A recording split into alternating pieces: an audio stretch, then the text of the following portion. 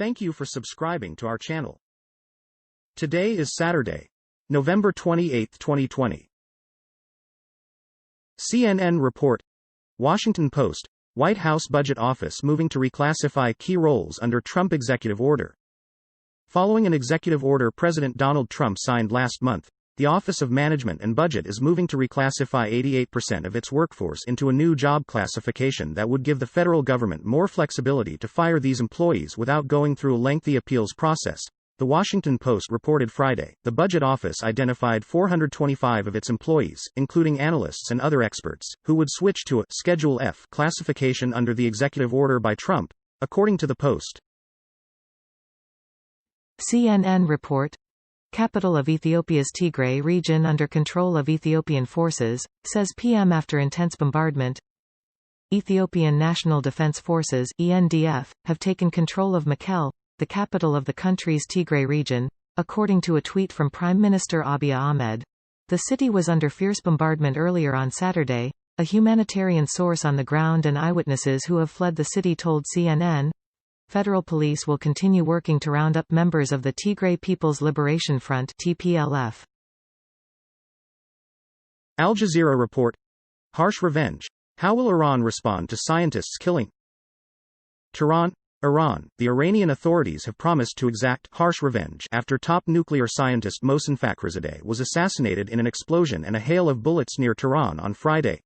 Fakhrizadeh, head of the Research and Innovation Organization in Iran's defense ministry, had long been suspected by Western and Israeli intelligence of leading the nation's military nuclear program until it was disbanded in 2003.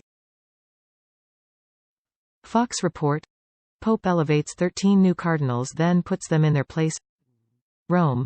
Pope Francis raised 13 new cardinals to the highest rank in the Catholic hierarchy Saturday and immediately warned them not to use their titles for corrupt, personal gain, presiding over a ceremony marked from beginning to end by the coronavirus pandemic.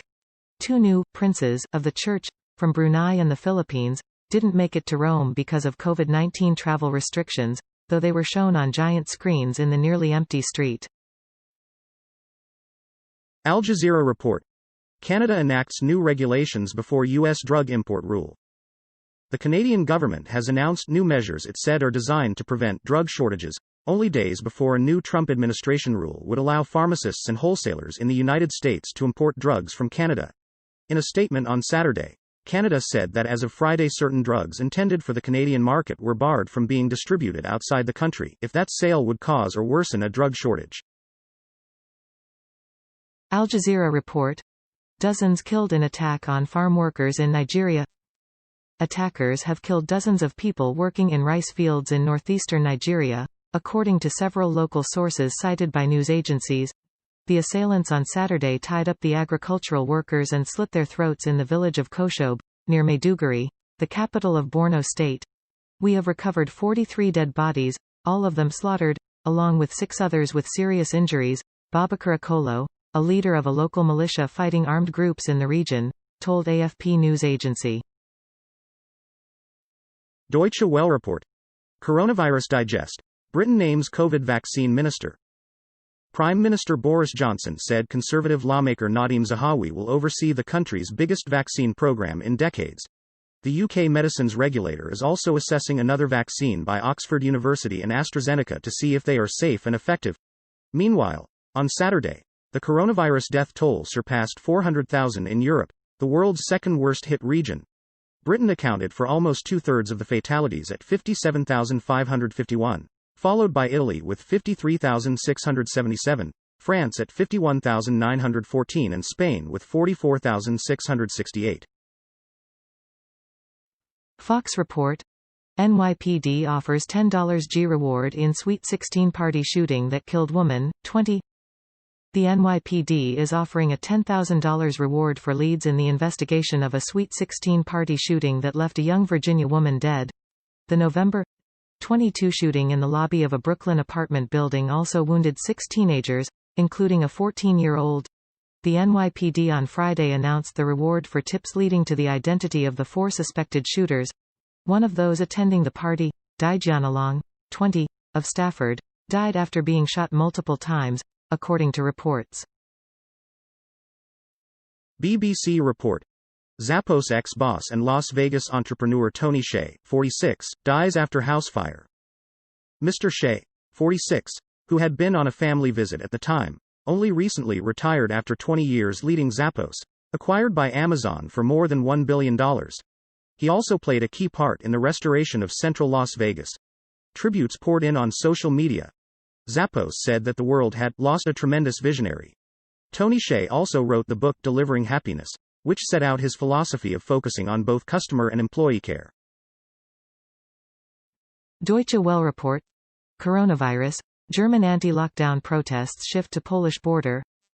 Anti-lockdown protesters picked Germany's Frankfurt-an-der-Oder on the border with Poland as their venue Saturday, mostly not wearing masks, despite appeals from police and advice from epidemiologists. Among the some 2,000 Querdenker, lateral thinkers professing freedom and peace, were several hundred people from the adjacent Polish town of Słubice.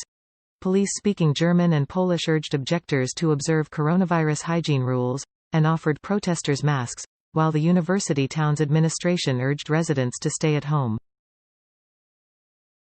Fox report. 5,000 Alabama students haven't shown up for any sort of class. Montgomery, Ala. Preliminary reports indicate that more than 5,000 Alabama public school students haven't shown up for any sort of classes, virtual or in person, State Education Superintendent Eric Mackey said. The students are likely to have a hard time catching up, and the enrollment drop could mean losing hundreds of teachers, Mackey said. It's a very difficult year instructionally, and that doesn't even touch the surface on the issues we will have with these 5,000 students who are not in school and we don't know where they are, he said. CNN report.